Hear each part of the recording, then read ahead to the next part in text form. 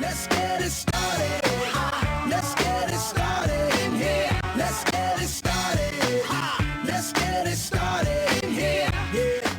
The views expressed by J. Michael McCoy are the views of the hosts and guests of Max World Live, and not necessarily the views of Webcast One Live, its staff, its management, the cleaning crew, Dave the electric guy, the guy who cleans the skywalk, the woman who brought in the cookies, the management staff of Hubble Real Estate, the parking lot attendant at Keck Parking, the wait staff over at Miss Kitty's, the coffee crew at Frederick's, the man in the street corner willing to work for food, Rob Spearman, Max Crabb, or anyone else of sound mind. Should you be offended, provoked, intimidated, shocked, confused, or just made to think independently, log on to maxworldlive.com right now. It's your voice we want to hear in Max World. And now, live from the palatial studios of Webcast One Live, your host, J. Michael McCoy. All right, welcome. It is the Tuesday edition of Max World Live here on 99.3 KTIA. For those of you listening live, Central Iowa is under a severe thunderstorm warning. Not a watch, a warning. A watch means it's potentially possible, and a warning means it's happening. So for those of you living in the listening area of KTIA, which is broad and large, make sure that you are in a safe place. Make sure your windows are closed. Oops, you left them open this morning, didn't you? Well, you're going to have some water in the house, I think. And they're talking later on this evening and into Wednesday morning, potentially high winds. They're not talking about any tornadic action. Tornadic, is that the right word? Yes. Yeah. Tornadic action. 60-mile-an-hour straight winds, I think. That's tough winds. Yeah. So anyway, just be careful out there. Your animals and stuff outside. And if here's a hint: if your mother-in-law's staying with you, let her outside to watch the storm. And lock the door. Which is terrible to say because I love my mother-in-law. I've got the greatest mother-in-law in the world. And I can say that because she's not listening. So I'm pretty sure this will be the day she listens. Jeanette, if you're listening, I love you. And you've been an amazing mother to the girl that I married, the girl of my dreams. Can I dig myself out any deeper, or am I in trouble? I think here? you're right. Yeah. Of course, my co-host on these Tuesdays is Tom Coates, back from the mountains of Colorado. Yes, I was out in the mountains. Watched the Denver Broncos opening Sunday night game from a 50-yard line box. And Did they win? Oh, yeah. But it was closer than we like to see it. They won by a touchdown. Are you a Broncos fan? I have become one in the last few years, yeah. Have you? Okay. Yeah, Who did they play Sunday night? They played Indianapolis Colts, which is Peyton Manning's old team. And Andrew Luck is their quarterback now. And Yeah. It was an interesting game. And where's Manning at now? Peyton Manning's been the quarterback the last few years at Denver. That's right. And that's why they got so such Denver, he beat his old team. Yes, that's right. Ooh, that sounds fun. And we flew back, and it was a great experience. I was up in the mountains of Colorado, and I think you called me, but I had no cell phone service worth a darn. So Yeah. we got clicked off at one point, and Did you buy some legal marijuana and bring it home? I did not. Okay. And we have a new co-host that's going to join us today. Tom will determine how long your longevity is. But the voice, Frank, is with us. And we welcome Frank. And our special guest today is Shane Vanderhart. And before we get started on today's topics, which are going to be obviously what's going on in the Middle East with ISIS, I want to talk about the Braley Joni Ernst ads that are going on and see what you think. I also want to talk about Ward Churchill. He's raised his ugly head again. And maybe some biblical world-ending signs that are coming about. But first of all, let's talk about the Caffeinated Thoughts briefing coming up here on the 20th of September out at the Holiday Inn at the airport. Yeah, we just added a new speaker, Chelson Vicari. She's with the Institute on Religion and Democracy. She's the Evangelical Action Director. She recently wrote a book called Distortion, How the New Christian Left is Twisting the Gospel and Damaging the Faith. She discusses in that book how this new Christian left that's kind of permeated into different campus ministries is influencing millennials. And she admitted, I had a chance to interview her last week on my radio program, said that she drunk the Kool-Aid and had to have her eyes open to the reality of what she was saying and doing and believing. So we're excited to add her to that. Of course, she's going to join Dr. Calvin Beisner with Cornwall Alliance of Biblical Stewardship. Sam Clovis is going to be speaking. Yay, Sam. Jan Michelson, Steve Lonigan, former U.S. Senate candidate in New Jersey and now Director of Monetary Policy at the American Principles Project, as well as State Senator Jack Whitfer. And I'm speaking, I might be talking about Common Core. Just a guess. I'd love to hear that. So anyway, that's going to be the 20th at the Airport Holiday Inn, starting at 9 a.m., going till 5 p.m. Lunch is provided. If you pre-register today at caffeinatedthoughts.com and click on the Caffeinated Thoughts briefing link, it'll cost you $25. Okay. It goes up a little bit more at the door. And also, for those of us, and I'm one of them, that don't really understand Common Core, although all my biblical worldview friends don't like it, so I'm assuming, I run with them. But you've got several articles about it at caffeinatedthoughts.com. Some at Caffeinated Thoughts. Most of my writing on Common Core you can find at truthinamericaneducation.com as well as iowarestored.com. Okay. And maybe we'll talk about Common Core before we get out of here today. All right, so that's coming up September 20th, $25. What time? 9 a.m. to 5 p.m. Does that include lunch? That includes lunch. Really? Yes. Order from the menu? No. Buffet? We're box lunches probably. Box? Yeah. Oh, okay. Tom and I'll split one. Okay.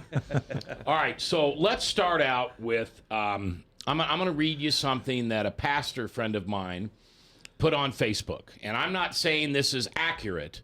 I just know from Pastor Dittert that it's not a lie. Okay. Okay, I know that about him. He wouldn't put it up there just to see if it, stick.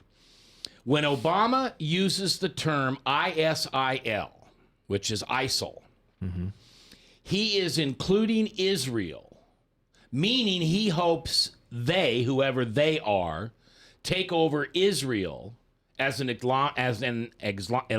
Islamic state. The L is for lament, Palestine, Lebanon, Israel, Jordan, and parts of Turkey. All this according to Al Jazeera. Pastor Dittert says he does not care about Israel and would let them totally go if he could. Okay. Your thoughts? Well, actually, it's Levant, not Lament, but Levant. Yeah. And while I'm not a fan of President Obama's foreign policy, and certainly I'm concerned about his view towards Israel, I don't think he's been the best president when it comes to dealing with Israel. I think he's stepped in it, so to speak, and certainly has had some testy exchanges, at least with Prime Minister Benjamin Netanyahu. But I'm not sure we could read a whole lot into his use of ISIL. That's one of the names. Actually, they're going by Islamic State now, so they've even dropped that. So it seems like their name was changing about every week. First ISIS, then ISIL, and now IS. I don't really think it matters. We know their intent. Yes, if it were up to them, they would probably totally, create an Islamic state within Iraq and expand beyond there. So as well as take over Syria, that would be their goal. And sure, they want to grow. That's been kind of the Muslim thing. When you look over, since their inception, it's always been to conquer, right, and to gain more territory. Especially since the Arab Summer or Arab Spring. Mm-hmm. I mean, they've really been on the move. Frank, what do you think about this? Well, let me ask you a question. Who? Shane? Yes. Okay. If somebody in this room was to say they was going to go fly their flag over the White House, do you think we would get a visit from the Secret Service? Potentially. But yet they've got these ISIL members on video saying, we're going to fly our flag over the White House. Mm-hmm. And he doesn't seem to be taking it serious. I'm not going to defend his response towards ISIS or ISIL. I mean, the fact that or whatever he's calling it today. So don't put me in a position to defend Barack Obama. I think he's been horrendous with his foreign policy. I think he's been slow to respond to this growing threat. I've been disappointed. I'm sure all of us were kind of horrified how he barely said anything about an American journalist being beheaded, and then went out to lengths to play golf. So and sent 3 representatives to Ferguson, Missouri, yeah, but sent nobody to the funeral of the beheaded journalist. Exactly. So his response to ISIS, and now he's supposed to give a primetime speech outlining his strategy to destroy ISIS or whatever he's going to call him tonight. It's almost too little, too late. I think the message has already been sent that we are weak. We don't have a thought through foreign policy.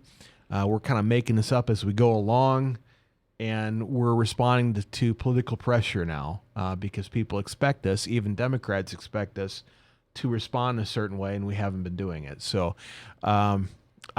it seems to be this president's MO to, when there's a problem, I'm going to give a speech. And I don't have a beer summit. Yeah, or have a beer summit. And I don't really care about the speech. I just want to tell us what you're going to do succinctly. I don't even care if he just puts a post on his White House blog, just so something gets done, some tangible action, because he's just been pathetic.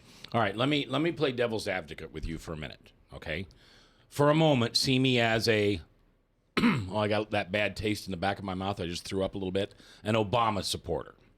So I'm going to take the position as an Obama supporter, okay? Well, we shouldn't put any more boots on the ground. We've lost thousands and thousands of young American men and women over in a place that we shouldn't be. It's George W. Bush's fault that we were there. Yeah. And everybody wants to blame Obama because he pulled the troops out. But he told us he'd pull the troops out if he was elected president, and he kept his promise. Well, first of all, I'm not advocating boots on the ground. I don't want to see us send troops over there either.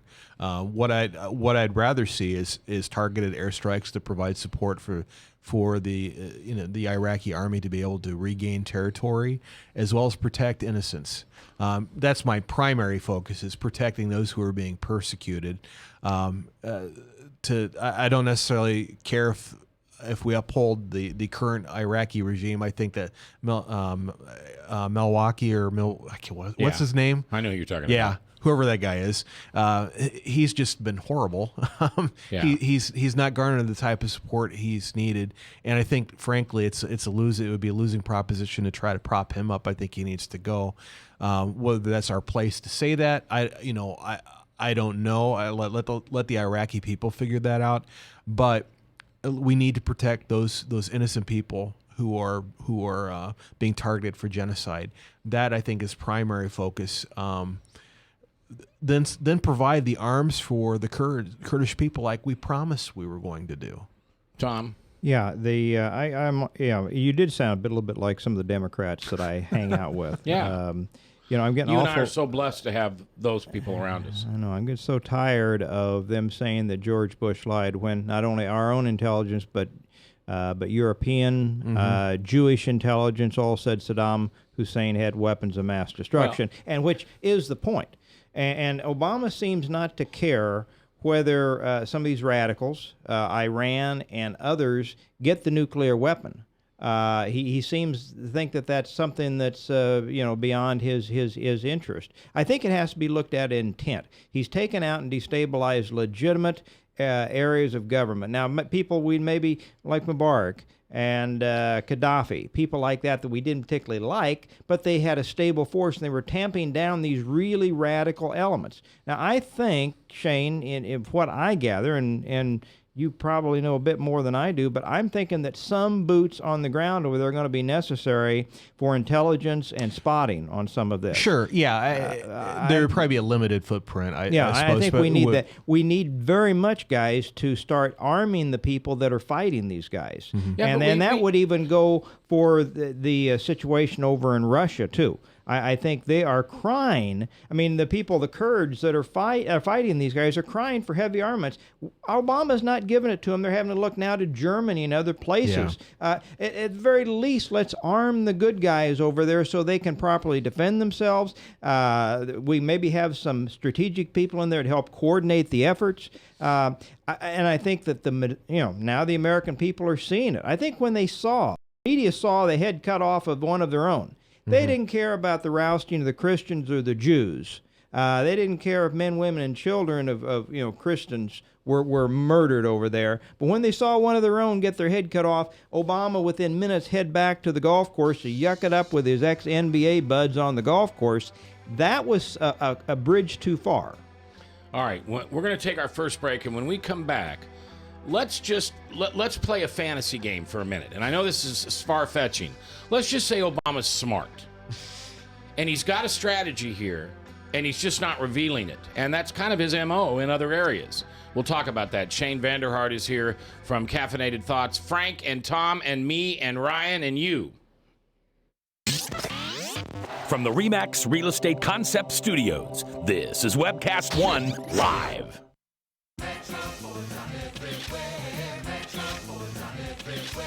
See them here, see them there. You got bad credit? We don't care.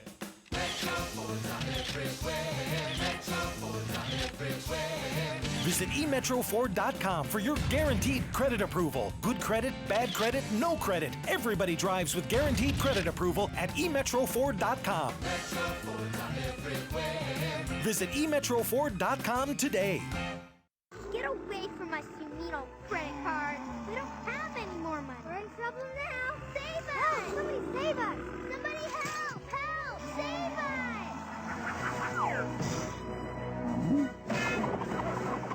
Hi, I'm Tom Coates from Consumer Credit of Des Moines. If your credit card's a little too animated, give us a call.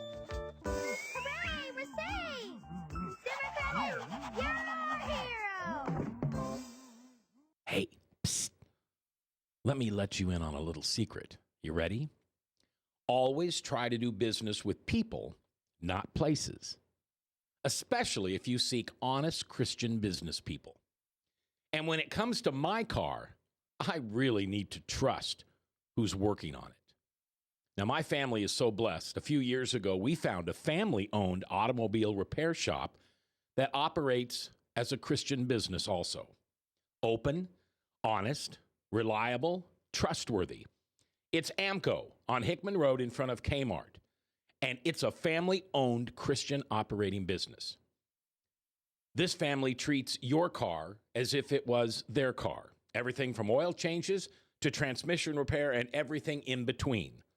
So the next time you feel the need to be at peace with your choice of who you can trust with your car, give AMCO on Hickman a chance to serve you. And tell them Max sent you. If Tom Coates from Consumer Credit of America was your personal webmaster, Tom would filter out all bad debt emails. If Tom was your mailman, you'd never get any debt reduction junk mail. If Tom Coates was a lineman, he'd block any phone calls offering to reduce your credit card debt.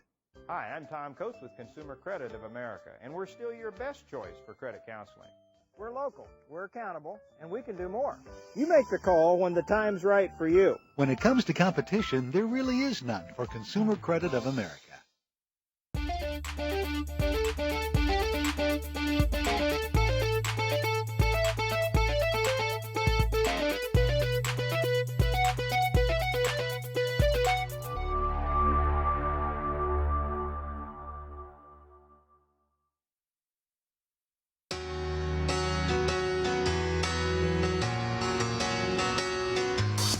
All right, welcome back.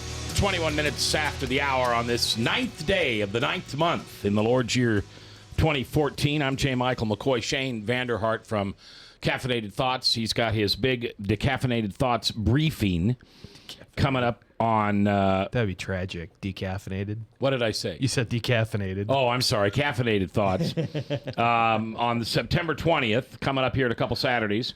Some great guests. Give us an idea who they are, and tell us a little bit more about who they are. I mean, what are they going to talk about? Sure. Well, Steve Lonigan is going to be speaking. He just launched a new initiative called Fix the Dollar, and he's going to be talking about the Fed's poor policies when it comes to dealing with the value of our dollar and how they've really hurt our economy. So he's going to talk about what we could do to address monetary policy. Jack Whitford's going to be State Senator Jack Whitford's going to be talking about our state budget.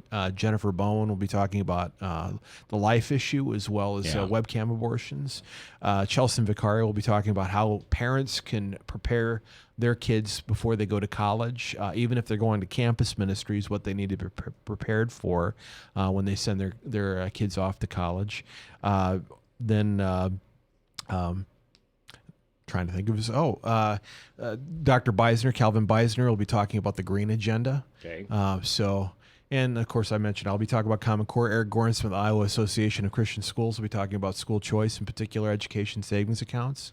And basically the whole thing is not only we bring up these topics, but we're going to do Q&A and talk about action steps that people who attend can take and related to these topics. It's a serious question. How can someone support the liberal agenda and be a Christian? Well, I mean, the Bible's pretty clear that if you confess with your mouth that Jesus is Lord and you believe in your heart that God raised him from the dead, then you'll be saved. It's the basis of our salvation is in the death, burial, and resurrection of Jesus Christ, not in a particular political ideology. That said, there are some liberal positions I think that are inconsistent with the biblical worldview. And while I would not necessarily question somebody's salvation, I certainly would question their maturity and knowledge of the Bible when it comes to holding certain positions. I just find it difficult that someone could be pro-abortion and not realize, and I don't mean to judge, because I'm probably guilty. I'm divorced, and so I wonder if I'm constantly living as an adulterer, even though I've been with my current wife for almost 30 years. You know, we talk about gay marriage and gay relationships, and we talk about abortion and things like that. I mean, if you repent, then you're good. But how do you give money to Planned Parenthood, repent, and then 364 days later give it again? Well, the Bible's pretty clear that we're all sinners and we fall short of the glory of God, and that we still have a sin nature and that needs to constantly be put to death, and that we're constantly battling between our sin nature and our new nature in Christ. And what somebody has to do when they enter into a relationship with Jesus is recognize that, first of all, they in and of themselves in our culture is not the ultimate authority on what to believe. It's what does the Bible have to say about life? I'm pro-life, not just because it's not just because I think it's the right thing to do. It's because God is life. He himself said, Jesus said, I'm the way, the truth, and the life. And because God is life, he set forth precepts in the Bible talking about how he honors life and how he expects us to honor life, and how we're to not murder, and how we're to protect the innocent, and how we're to to live out our lives in regards to that. And I think it's important too, as those of us who are pro-life, that we're also consistent, that we're pro-life from conception to natural death. So we need to think through and make sure that we are taking care of kids after they're born as well. That's one of the reasons why for 13 years I was working with at-risk kids. Yeah, that's right. And high-risk kids in the foster care system, juvenile justice system. Shane, some people say that there's an inconsistency between those of us that approve and support capital punishment for certain crimes and our pro-life position. What's your thought on that? Well, I certainly you see capital punishment in the Old Testament, and I my personal position is I'm in favor of a limited use of the capital punishment. I think the death penalty needs to be strictly applied. There needs to be no shadow of a doubt that this person is guilty. There needs to be DNA evidence. There needs to be, because I think it's a serious thing when the state puts somebody to death, and that's a distinction too with death penalty compared to other, me just going out and taking a life. Right. I mean, the Bible's pretty clear. You read Romans 13, government has a place to punish the wrongdoer, and it talks about the sword, and the sword, is I can't say that word today, but it symbolizes, the death penalty, I think. So that's how I would reconcile that. Well, you've heard that, and I can understand somebody that thinks life is so sacred that they would steer away from either abortion or capital punishment, and I would consider that to be consistent. Again, my position is a little nuanced. I do believe in capital punishment for certain crimes, certainly, sexual assault, murder of young children, I think is certainly be toward the top of my list on that. Okay, Shane Vanderhart from Caffeinated Thoughts has his briefing coming up on the 20th. Check that out at caffeinatedthoughts.com. Tom Coates in the house. Also, Frank, the voice, is sitting in today. Tom, I want to hear from you. Yeah. What do you think? I mean, we on the right, most of us like to think Obama doesn't have a clue. You know, he says the other day that they don't have a clear strategy. Mm-hmm. But yet, he's been very, very sly in everything that he's done. And even though it looks inept and certainly choices we wouldn't make, I think it's naive of us to think he doesn't have a plan. What do you think his plan is? Well, overall, I think the plan is that America has improperly reached this superpower status, the only real superpower left in the world. Maybe the real only superpower we've had for a long time. I think the Soviet Union was a paper tiger. We thought it was stronger than it really was. China's not up to us yet, and I think he is of a mindset that he thinks that this is improper, and we need to be brought down where we're no better, no more powerful, no more say than anybody else. And I think you're onto something there. I think a lot of people, because they're optimistic by nature, they want to give him the benefit of the doubt, and he's just this kind of stumbling, amiable guy that never had, and we've talked about he did never have the resume to be president. No. But beyond that point, I think there's some real intent here. And perhaps it's a subterfuge to think because he's played 187 rounds of golf, the most golfed president we've ever had, because he and his wife take these lavish, expensive vacations, and he never actually sits in and gets a military briefing like Bush always did. You know, he gets the, who knows whether he reads it, but he didn't sit in and ask any questions on any of the things like we're talking about. I think it's naive and too presumptive for us to think that there isn't a clear intent. If there's not an intent, why does every movie make, whether it be immigration, the foreign wars that we're talking about, the turning over of the governments, the ramming through of Obamacare, which gives the government massive control over all of our lives, all of these things just happen to be rolling towards a statist system? I don't think so. I think we need to understand this man has a clear ideology, and though he may be trying to act like he's disengaged, I suspect he is engaged. I'm not saying he's capable, but I think the ideology is there, and I think the movement continues to gain strength towards a bigger, more intrusive, more all-consuming government, and that's where he's at. Frank? Well, Scripture points out warns men not to be double-minded. Apparently, Brock wasn't in church that day, but he goes to war, right? But he says he's complying with the War Powers Act. He's going to destroy, but he's going to manage. He says Al-Qaeda's dead, but it's going to go past his administration. He says he's just learning about things on TV and just catching up, but yet he's known about it for years.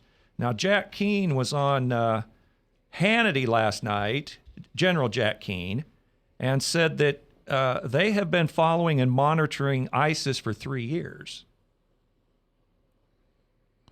Well, that doesn't sound like Brock's been in on that conversation. Well, he's known all about it, but yet he's just finding out things. So it's I like get being Frank's point. Yeah, it's like being lukewarm. God's going to spit you out.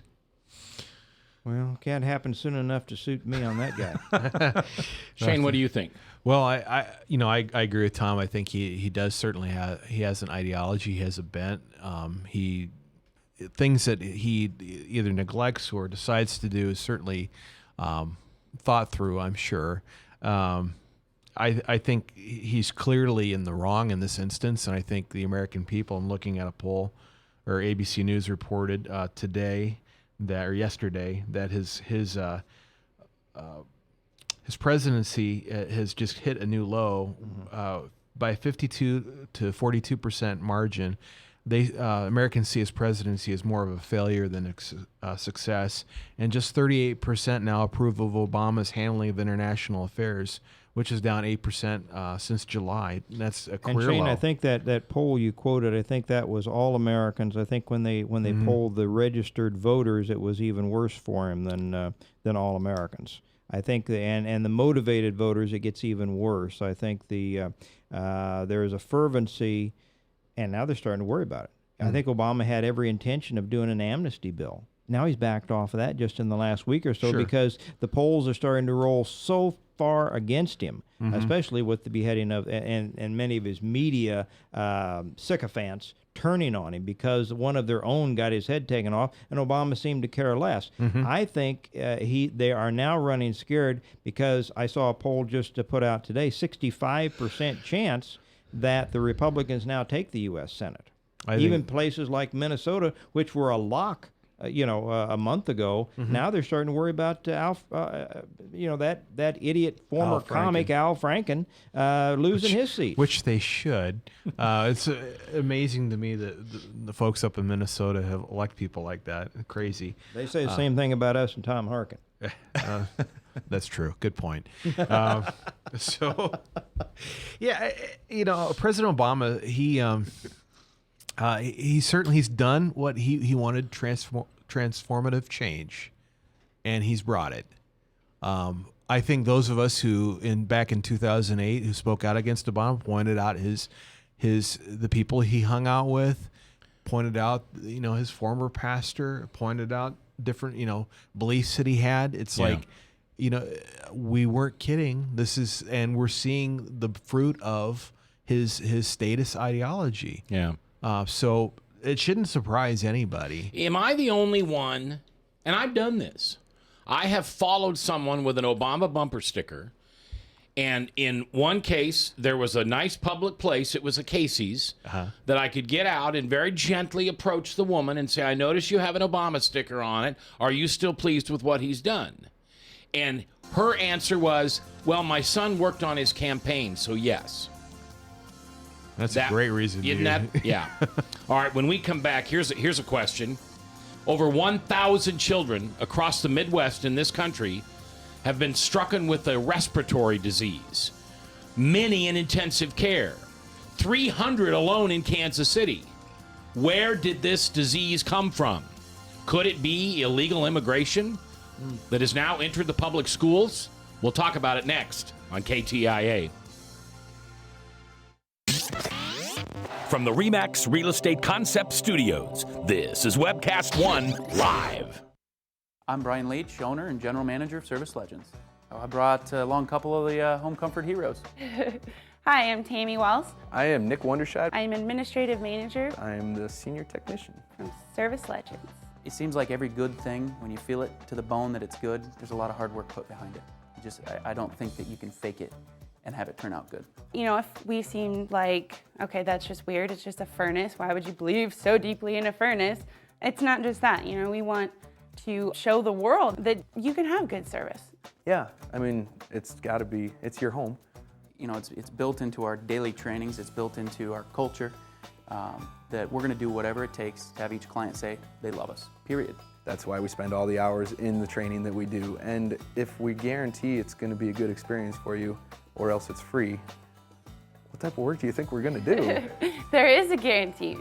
Temperature selection guarantee, fixed right or it's free guarantee, comfort guarantee, best value guarantee. All of these guarantees hold us accountable to ensuring that we exceed your expectations. And if for whatever reason we fail and we can't make it right, we guarantee all of those guarantees with a 100% money back guarantee. If you don't think that your technician can fix it right, are you gonna say that to a client? No. You don't have to worry about having a technician come to your house. We drug test, background check all of our team members. We put safe people in your home. Each and every one of our service techs, 400 hours a year in training. You tell it the minute they walk in the door. They know what they're doing, they've done their homework, and they actually truly care about what you want. Because at the end of the day, you're the person that makes sure I have a job. They're gonna be listening. They're gonna wanna know what your challenges are. Then they're gonna come and give you options, and you get to choose. If I'm there to help and I make it easy and painless, I did my job right that day.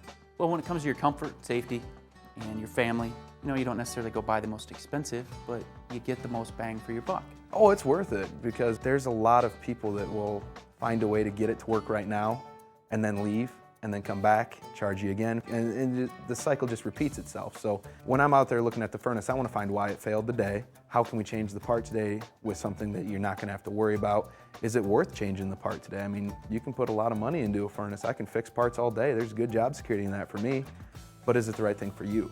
I get a lot of the phone calls of after the technicians are there. They're just in awe. They're like, wow, you guys are great. I mean, I don't even know what to say. You guys are great. Everything you did was perfect. It was great. Keep going though. I like this. Just give us a try. I'm going to take all the risk. I've got the time to make this right. I've got the support to make it right. Just check us out. And if you don't see the value in what we do, I mean, fixed right or it's free or 100% money back. enough said.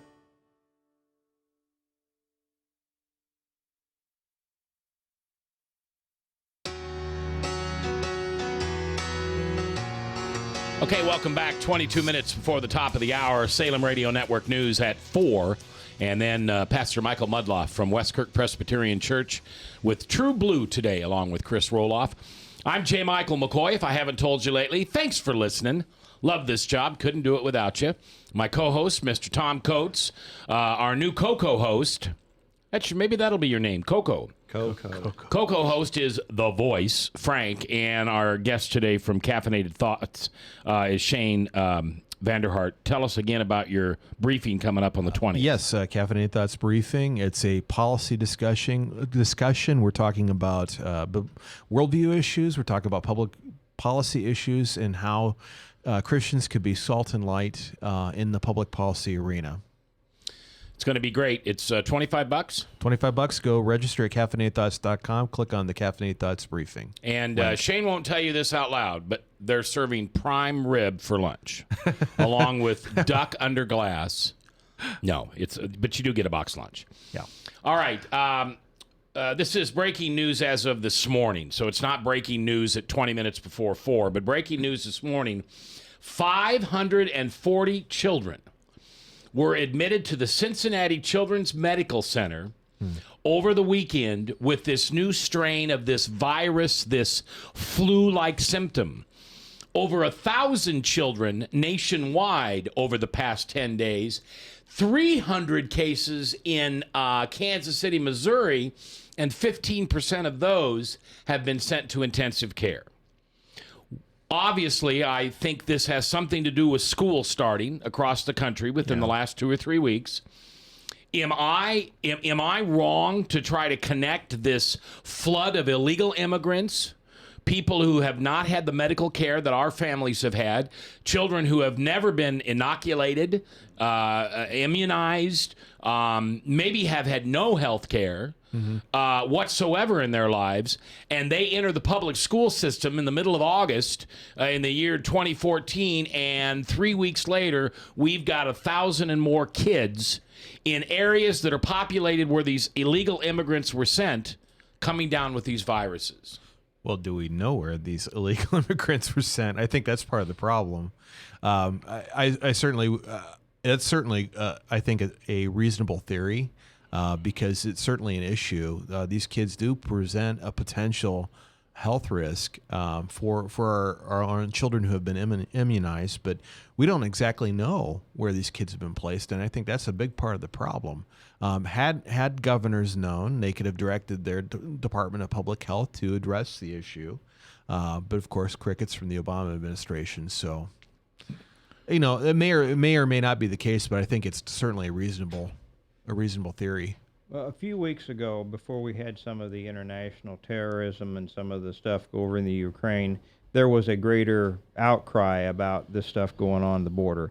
The latest outrage, washes over the past one. But this is the kind of thing that could get a lot of individuals, especially a lot of young families, attention as they now have to start to fear for the health and safety of their kids. Mac, you put your finger on it. Many of these young kids that the Obama administration intentionally helped spirit up through the whole country of Mexico, up across our border, and then been spirited away and now have protected privacy rights that even congressmen and governors can't seem to penetrate, find out what's going on.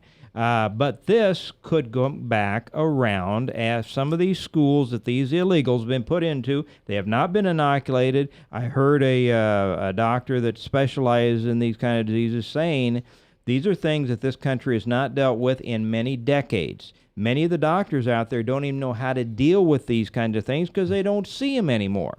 This is the kind of thing that might get a lot of people's attention if the Republican Party right now, Shane, it looks to me like is playing the same kind of prevent defense that Mitt Romney played in the latter stages of his. I was so frustrated in his third debate, he didn't take the initiative and go on the offensive. He wanted to look friendly. He didn't want to attack anybody, and he thought the voters would reward him. And that was the ideal time. Hands down. Yeah. But he didn't. He never took the initiative. If the Republicans aren't defining what they believe in and where they stand, they think just standing back, being quiet, and let the Democrats burying themselves is enough. And maybe it is, but I think it'd be far better off if they would define what they believe in. And when something like this happens, get back on it. I hope when they come back in, they do some of the hearings on the IRS, the immigration scandals, Benghazi, some of these things that need to be put into the headlines right front page a week before the vote so these people can understand what we're trying to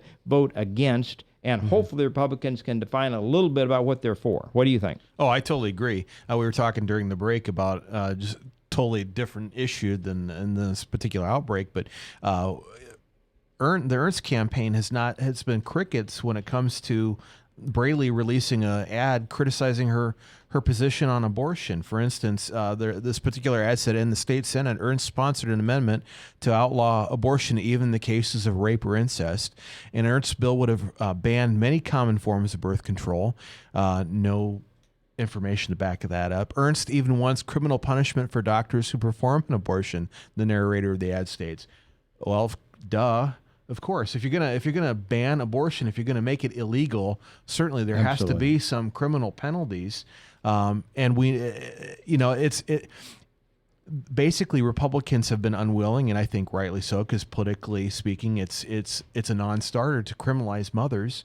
Somebody has to pay. That part is true, but we've seen the American public move in our favor on 90-some% of the abortions. As long as you stay away from rape, incest, threat to the woman's life, the vast majority, even of the younger voters, now have come our way because of the technology and the sonograms and so forth. Sure. And to shy away and not be willing to engage at all is a mistake, just as we were saying. It's playing prevent defense, and she certainly, with the polls virtually tied, cannot be in a position to want to play prevent defense. And she's allowing Braley right now to bring this war on women. I don't know how this is going to work out, saying, hey, you're waging a war against women and you're a woman. So that's interesting. But she needs to not allow him to define her on this particular issue. So hopefully she'll get out and speak out. It seems to be they're only willing to defend her and to go against Braley when it's talking about her military record. Then they get offended. Who's running her campaign? Oh, well, I'm not entirely sure now. I know pre-primary it was David Polyansky. I'm assuming he's still involved, but I'm not entirely sure. I mean, why is it obvious to all of us the things that she needs to do, and yet they're either naive, are they malicious, or are they malice? I think they're just playing the same tired rule book when it comes to a general election campaign. Have you noticed their election ads? For instance, it goes from being "I'm a mother, I'm a soldier, I'm a conservative," and now it's "I'm a mother, I'm a soldier, I'm an independent leader." Yeah. And I think they're most afraid, Shane, of the marriage issue, the homosexual issue. Just has them scared to death to want to engage that. Now, in the debates, which is interesting, it hasn't really come up a whole lot. Well, in the general election anyway. But if Braley and his people got to understand that, he's going to bring it up in the debates, and she's going to have to answer some questions in these debates on that, or look really bad. I totally agree. What do you think about the debates coming up? It could be the linchpin on how this election goes. Do you think she can more than hold her own against Braley? He's a pretty artful, he's a litigator. He's been trained. One of my concerns with the Ernst campaign during the primary was that she didn't seem to be as substantive in her answers than say what I saw from Matt Whitaker and Sam Clovis. Yes, and the thing, I guess, but matching her up to Bruce Braley, I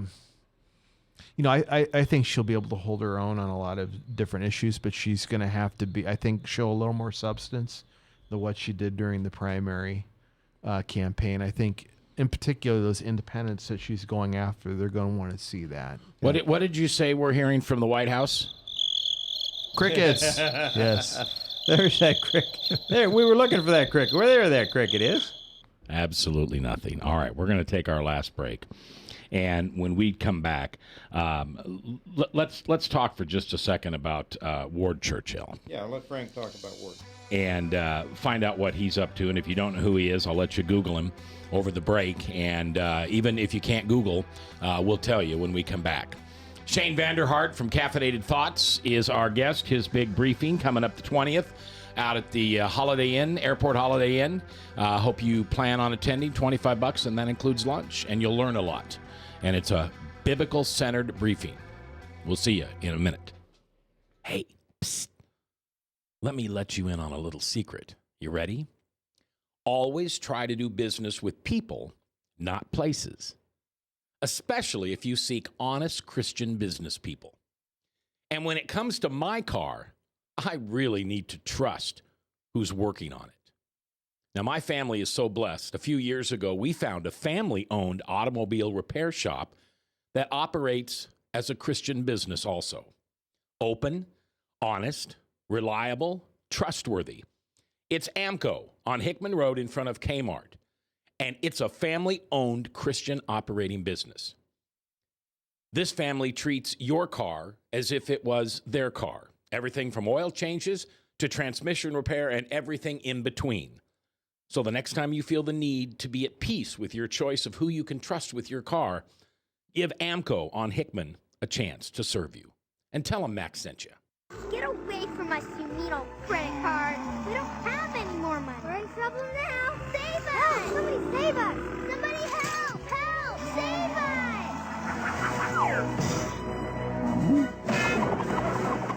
Hi, I'm Tom Coates from Consumer Credit of Des Moines. If your credit card's a little too animated, give us a call. Hooray! We're saved! Consumer Credit, you're our hero!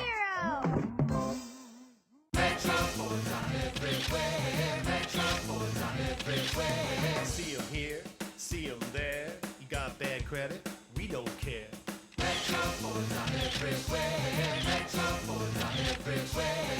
Visit emetroford.com for your guaranteed credit approval. Good credit, bad credit, no credit. Everybody drives with guaranteed credit approval at emetroford.com. Visit emetroford.com today.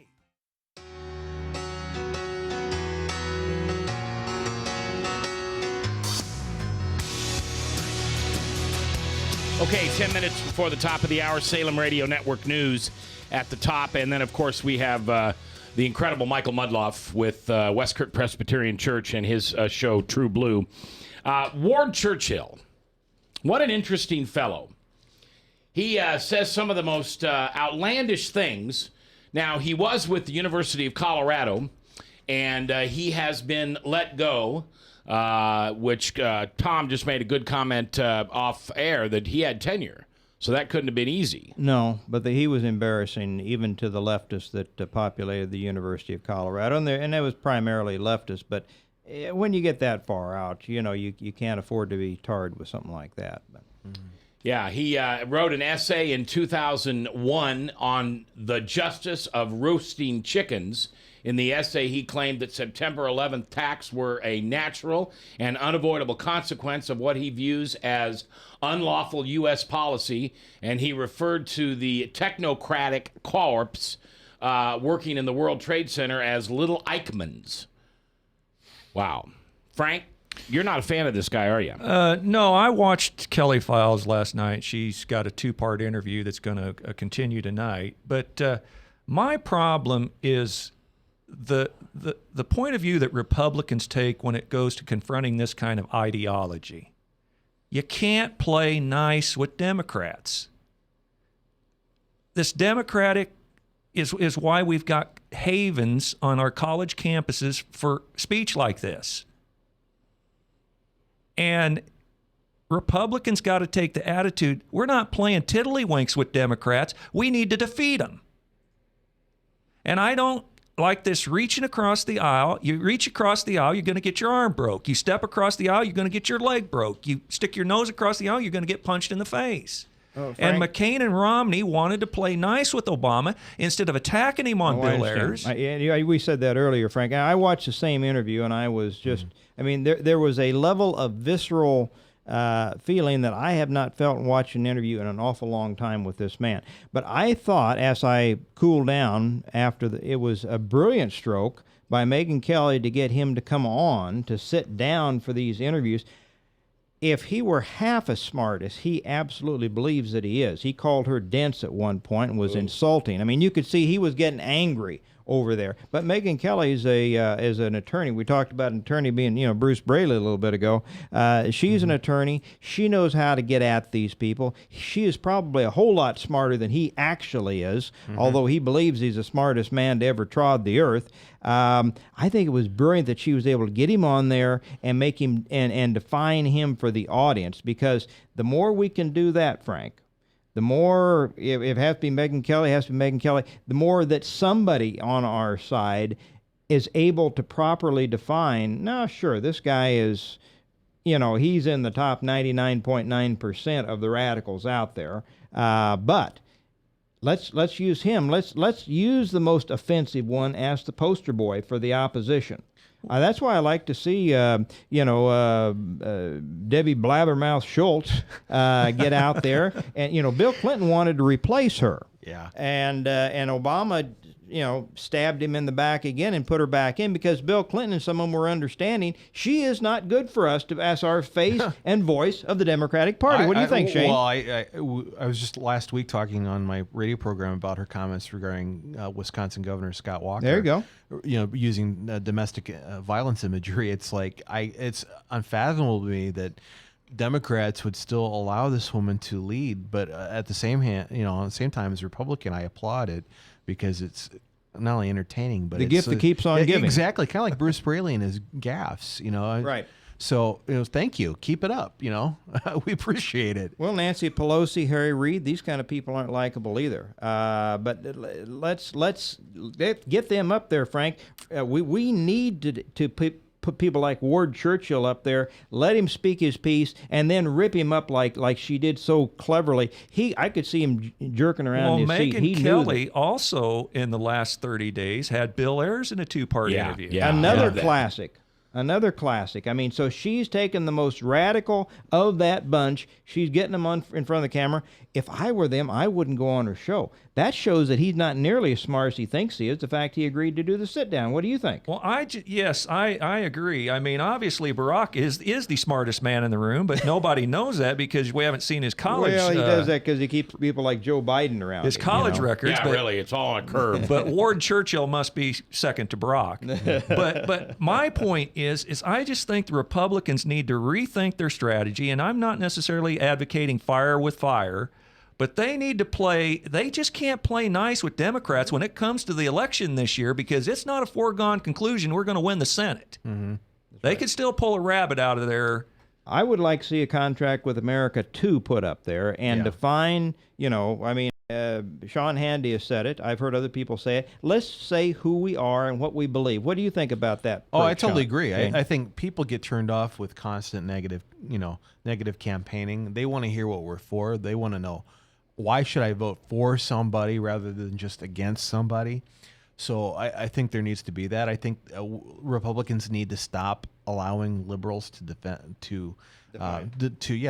them. So we need to speak out on particular issues such as abortion, such as Social Security, such as Medicaid and Medicare, and how we're going to reform. What we're going to do about immigration. That would get a lot of votes right there. Exactly. So, but unfortunately, we continually allow the left to define these things for us. We really do, don't we? Really do. All right, last question. What's Obama's next job?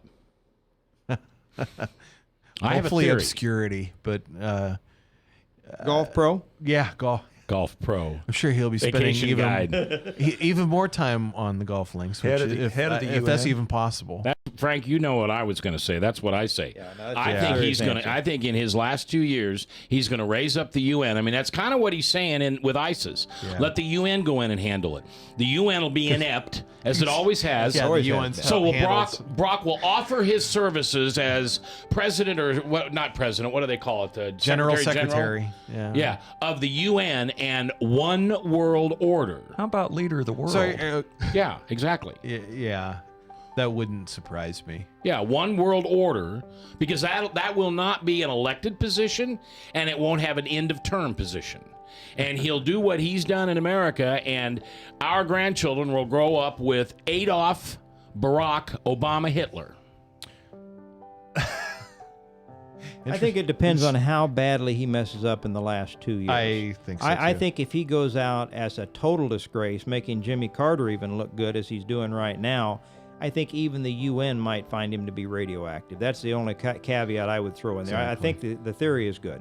Well, if you have a Republican president in the White House at the time, and they put Barack Obama, and if he's trying to advance, statist policies on an international level, UN can find itself being kicked out of New York too. I was going to say, yeah. Well, or the UN kicks America out.